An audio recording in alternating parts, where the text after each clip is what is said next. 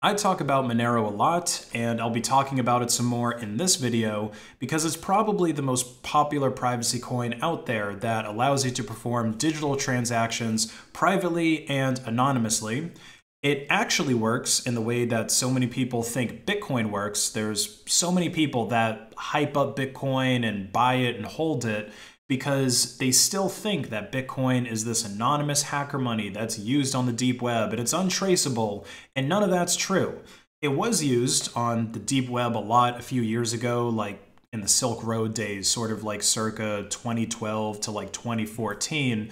But with the introduction of KYC, making most of the Bitcoin that's out there no longer anonymous because people are uploading their IDs to these exchanges and then buying the Bitcoin with it, which ties your identity to that coin forever. Because of all of that, these days, Monero is the dominant cryptocurrency on the dark web as well. There are other privacy coins, however, that you maybe haven't heard of. So I'm going to do a brief review of some of those in this video. I'm going to start off with two pseudo-anonymous cryptocurrencies. That is Dash and Zcash.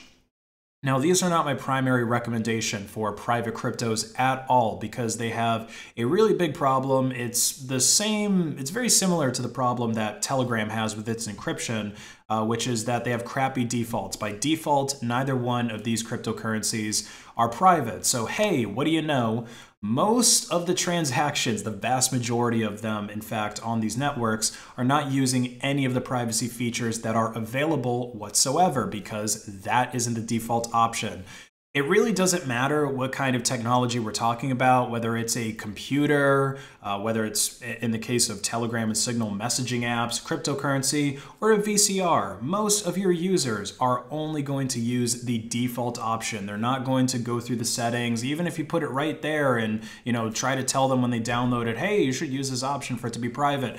They're not going to use it. They're not going to mess with the settings. And neither of these coins really bill themselves as privacy coins these days anyway. That's probably because, that's probably why you still see them available on exchanges like Coinbase, because the developers of these cryptos don't want them to get hit with the delistings and the bannings that Monero has been faced with. It's kind of hard to get Monero these days. Well, if you've already got crypto, not really, because you can use crypto-only exchanges. Usually they don't have to comply with KYC requirements.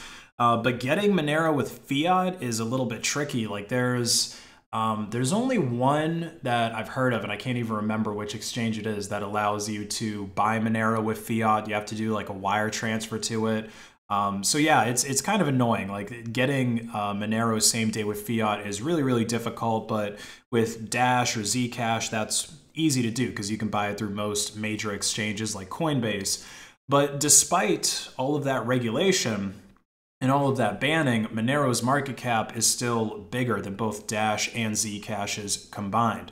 And speaking of Monero, there's a cousin of it, which is unironically one of the best privacy coins out there right now, and it is Wownero.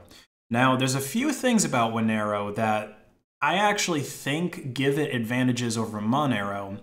First is that it's arguably more private because Wownero uses a ring size of 22 in its ring signatures, which is double that of Monero's at 11. But right now, there's far fewer people that are using Wownero. So this is really like just hypothetical. We kind of need to get similar levels of uses in both of these networks to get a more accurate study on the ring size and whether it's really more beneficial for it to be that much larger. Wownero also has a fixed supply. So this is one of the primary criticisms that I see Monero get, especially from Bitcoin Maximalist, because it has this tail emission, which means there is technically an infinite supply of Monero. I've heard arguments in favor and against tail emissions, so I guess if you don't like them, then Wownero is going to be better for you than Monero. Another benefit that Wownero has is its meme potential. So Wownero has pretty much taken the aesthetics of Doge, which is by far the most popular shitcoin. So it has much better potential to catch on with normies, which can really help its market cap. We've seen what happened with Doge over the last few months and other assets like GameStop, AMC, Nokia stocks. Normie money is a big deal.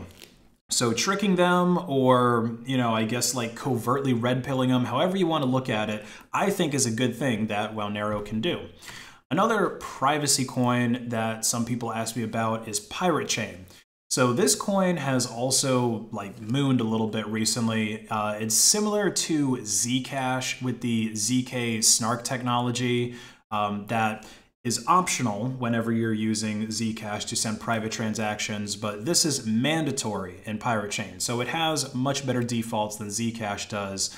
But the problem with Pirate Chain, and this is also a problem with Zcash as well, is that the way that ZK Snark was implemented is in a trusted setup. So you kind of have to trust the developers to dispose of the, it's called Snark public parameters, because if they don't do that, they could actually create infinite tokens. Like they can just basically counterfeit it.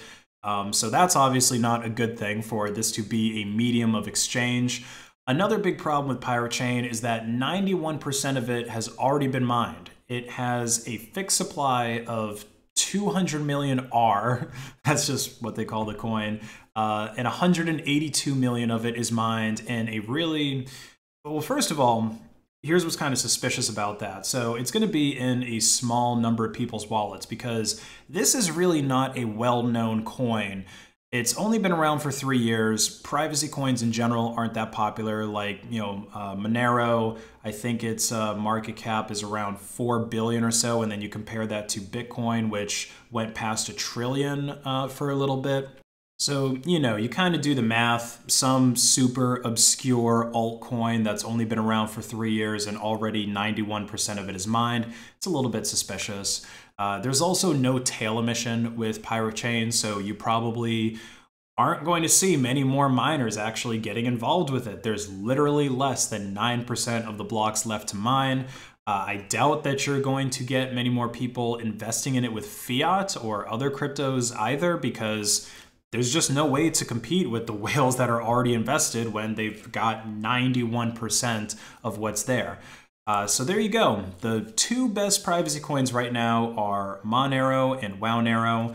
And as I stated, Wownero might actually have the potential to be better than Monero. It basically has to get more awareness around it, which I think is the whole purpose of the Doge aesthetics and the fixed supply, because I think that's going to attract people with a similar mindset to the Bitcoin maximalist. Both of these coins do have some scalability problems though, which ironically is not a problem that the less private coins I mentioned earlier like Dash and Zcash have. So if the scalability can be fixed with either Monero or Wownero, that would make it the coin as far as what I would look for in a currency.